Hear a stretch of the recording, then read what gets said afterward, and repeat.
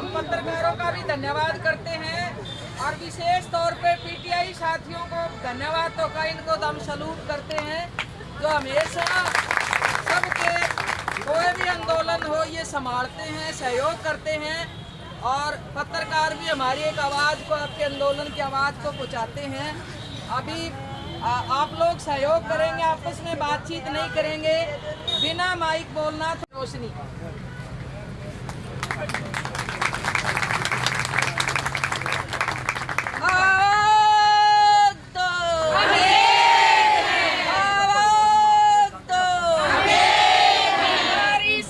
जिंदाबाद जिंदाबाद जिंदाबाद, नारी शक्ति जिंदाबाद जिंदाबाद जिंदाबाद।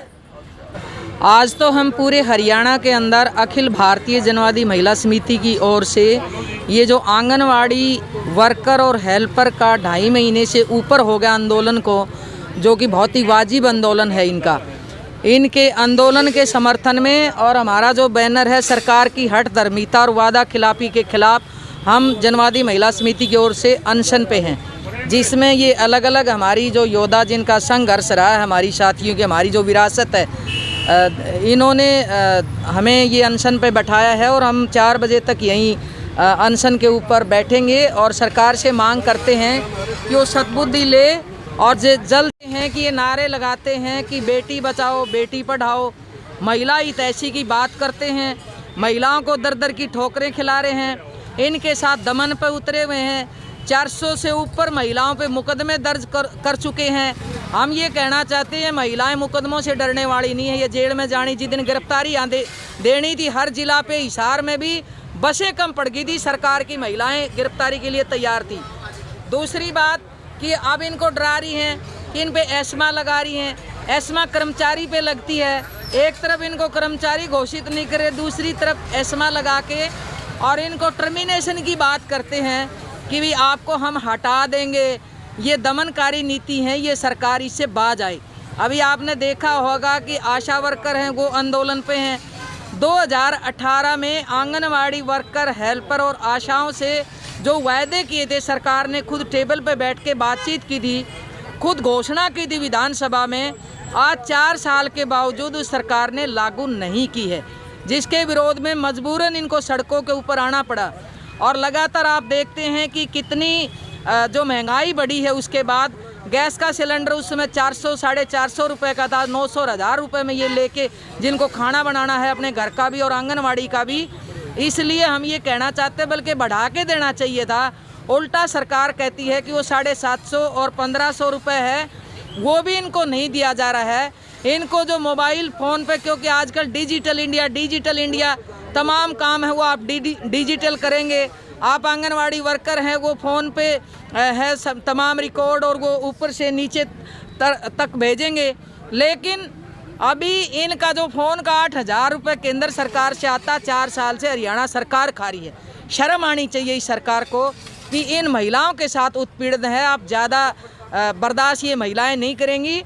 और इनके साथ केवल आंगनवाड़ी वर्कर अकेली नहीं है, ये आंगनवाड़ी वर्कर, हेल्पर, आशा वर्कर, मिड डे मील, गांव की चुनी हुई पंचायतें, हमारी भी बीडीसी मेंबर यहाँ बैठी हैं अभी, सुशीला, जो बैबलपुर और दिगताना की पंचायत ने लिख के दिया है, किसान मजदूर, हम गांव के स्तर पे और जनवादी महिला समिति मीटिंग करेंगे और पंचायतों से भी अपील करेंगे और गांव की पंचायतें, तमाम लोग भी इनके आंदोलन में समर्थन में आएंगी। इसलिए किसान आंदोलन से भी सबक लेना चाहिए कि मोदी है तो मुमकिन है, ये तो मानने वाला नहीं है। और 13 महीनों के आंदोलन और 700 से ऊपर किसानों की कुर्बानी के बाद उनको हाथ जोड़ के अपने तीनों काले कानूनों को वापस लेने पड़े। और इसलिए इन महिलाओं को कमज़ोर ना समझें और जितना जल्दी हल कर ले उतना ही उनको फ़ायदा है, नहीं तो अपनी कब्र खोदने की हरियाणा सरकार काम कर रही है। हाँ जी, क्या कहना चाहिए? मैं तो यही कहना चाहूँगी कि सरकार ऐसे कब तक आंखें मूंदे बैठी रहेगी और गूंगी बहरी सरकार कब तक बनी बैठी रहेगी। इन महिलाओं की उनके पास क्या बातें पहुंच ही नहीं रही, ये कितने दिनों से बैठी है, संघर्ष कर रही हैं। तो उनसे यही कहना चाहती हूँ कि इनकी सुने, इनकी मांगे जायज़ हैं और ये मजबूरन बैठी हुई हैं और इनको मजबूर भी ना करे क्रांतिकारी बनने में, नहीं तो ये आंदोलन करेंगी और आंदोलन करती हैं तो इनकी लड़ाई के साथ हम पूरा साथ देंगे। जो भी मेरे से मदद होगी मैं मदद करूंगी, लेकिन इनकी मांगे ज़रूर सरकार को माननी चाहिए। हाँ जी प्रधान जी, नमस्कार जी। क्या कहना चाहेंगे जो इतना लंबा संघर्ष करना पड़ रहा है और कोई बातचीत जो नहीं हो पा रही? ये सरकार की हठधर्मिता ही है। इस सरकार की हठधर्मिता को देखते हुए सभी संगठन हमारे साथ जुड़ रहे हैं। हमारा पलड़ा भारी होता जा रहा है। सरकार क्या समझती है, इनको डरा धमका के बैठा दिया जाएगा, लेकिन हम किसी भी कीमत पर बैठने वाले नहीं हैं। हमारी आर पार की लड़ाई है और ना ही सरकार से हमने ऐसी कोई नई चीज़ मांग रखी है जो ये लागू ना कर सके। इनकी ही की हुई घोषणा है। विधानसभा में मनोहर लाल जी ने घोषणा की थी कि मैं श्रमिक और कार्मिक का दर्जा इनको दे रहा हूँ, जो कि मेरे राज्य में सबसे पहला राज्य ऐसा होगा। तो उसके बाद फिर प्रधानमंत्री जी ने 2018 में मन की बात के द्वारा स्क्रीनों पर हमें बिठाया गया था। आशा वर्कर और आंगनबाड़ी वर्करों को बड़ा अच्छा उन्होंने बोला था कि मैं इनके काम को देखते हुए ये इतनी मेहनत करती हैं तो मैं इनको खुश होकर दिवाली का तोहफा 1500 रुपये दे रहा हूँ और हेल्पर को 750 दे रहा हूँ।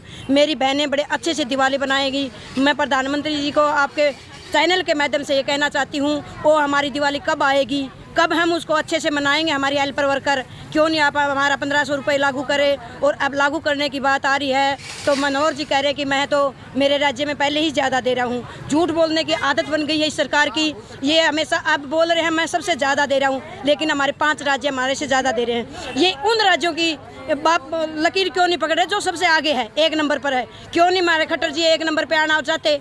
क्या हम काम नहीं करते? 2018 के बाद महंगाई के आंकड़े आप उठा कर देखिए कितनी महंगाई बढ़ गई, लेकिन हमारा 1 पैसा इन्होंने बढ़ाया नहीं है। तो जब भी तनख्वाह बढ़ाने की बात आती है तो सोशल वर्कर का नाम देकर ये हमें पीछे हटा दिया जाता है। क्या ये आप ये सोशल वर्कर नहीं है क्या? ये कह रहे हैं हम समाज की सेवा करने के लिए आते हैं तो इनकी तनख्वाह उठाइए। खट्टर जी, अगर आप समाज की सेवा करते हैं तो आप अपने वेतन को छोड़िए, हम आपसे पहले समाज की सेवा करेंगे और बिल्कुल हम तनख्वाह नहीं लेंगे, 1 पैसा भी नहीं लेंगे। अगर ऐसे खट्टर जी हमारे सामने आते हैं तो हम छोड़ने के लिए तैयार हैं, वरना हमारा वेतन दे और हमारे महंगाई भत्ता जो लागू करना है वो करे, कार्मिक श्रमिक का दर्जा दे। हमें भी ज़रूरत है, अपने बच्चों का पेट पालना, अपने बच्चों को पढ़ाना है, लेकिन हम किसी भी कीमत पर सरकार के इन टर्मिनेशन से और जो केस लगाने की बात कर रहे हैं, हम डरने वाले नहीं हैं। टर्मिनेट करो, केस लगाओ, कुछ करो, हम अपना हक लेके उठेंगे, हम ऐसे उठने वाले नहीं हैं। मेरा नाम कृष्णा जांगड़ा है। मैं आपके चैनल के माध्यम से कहना चाहती हूँ, हमारी कोई नई मांग नहीं है। जो सरकार ने 1500 और 750 लागू किए थे वही हमारी मांग है। उन्होंने 2018 में मांग की थी, आज तक उन्होंने लागू नहीं की है। हमारे ऊपर कितने भी केस लगे, कितने भी एस्मा लगे, हम डरने वालों में नहीं है। जब तक हमारा हक नहीं मिलेगा तब तक हम नहीं उठेंगे। हमें एक ही चीज़ दिखाई देती है, जैसे अर्जुन को मछली की आंख दिखाई दे रही थी, उसी तरह भी हमें यही चीज़ दिखाई दे रही है। हमारी नई मांग नहीं है, हम अपनी मांग लेकर ही खड़े होंगे। पूरा हरियाणा में कितनी जो आंगनवाड़ी वर्कर्स है वो आंदोलन पे? हमारी सभी आंगनवाड़ी आंदोलन में है, सभी आंगनवाड़ी आंदोलन में है। तालाबंदी हड़ताल है, हमारी तालाबंदी हड़ताल है और ये ऐसे ही रहेगी। सरकार डराने धमकाने की कोशिश ना करे, हमारी मांगों पर आए और हमारे साथ समझौता करे। हाँ जी, यही है हमारी। परिचय करा दें। मेरा नाम कृष्णा जांगड़ा है जी, मैं जिला की उप प्रधान हूँ जी। राजकली बरवाड़ा प्रधान।